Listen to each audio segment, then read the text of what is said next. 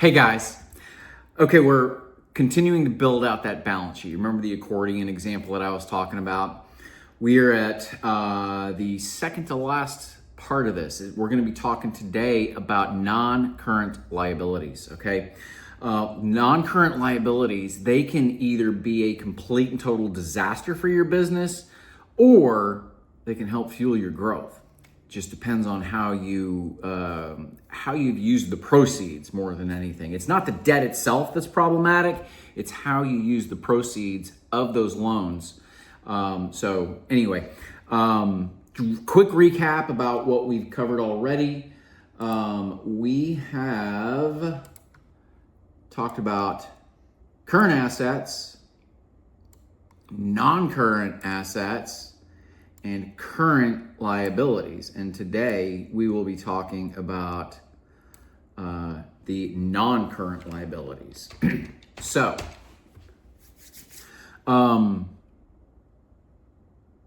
first up, let's just talk about a simple term loan, okay? Term loan is going to be something, I see this a lot. It'll typically be something that you may see through a financial institution like Chase is an example, or PNC, or even Capital One. And some of these loans too are also underwritten through the Small Business Administration, the SBA. So some of you may be familiar with that that term. Okay, a note payable is going to be something where you have possibly made a purchase. You've purchased a piece of equipment from more than likely an individual or maybe another small business owner, and that business or small business owner is actually the one holding the note. You owe them the money, right? You don't owe it to a financial institution. You owe it to an individual or another small business owner. So that's what a note payable is.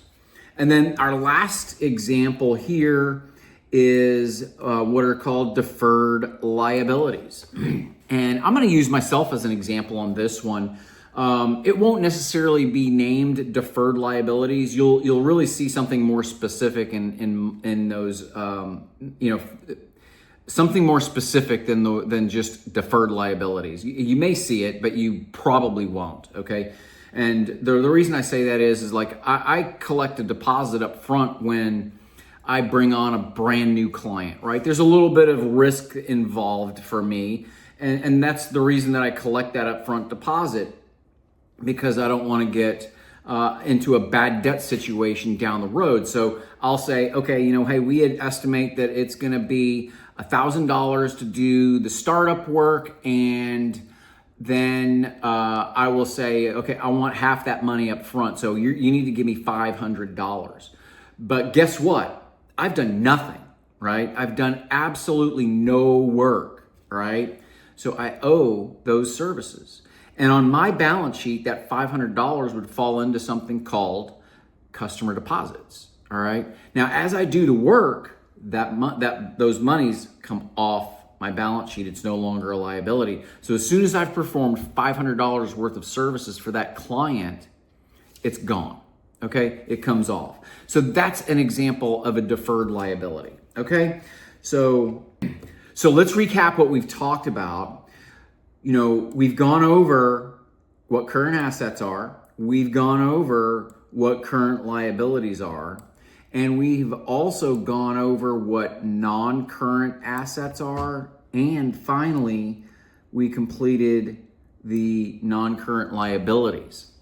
So there we are. And obviously here, the one other thing that we should mention here is the total liabilities is going to be the current liabilities plus the non-current portion of the liabilities equals your total liabilities, right? So that's where we are.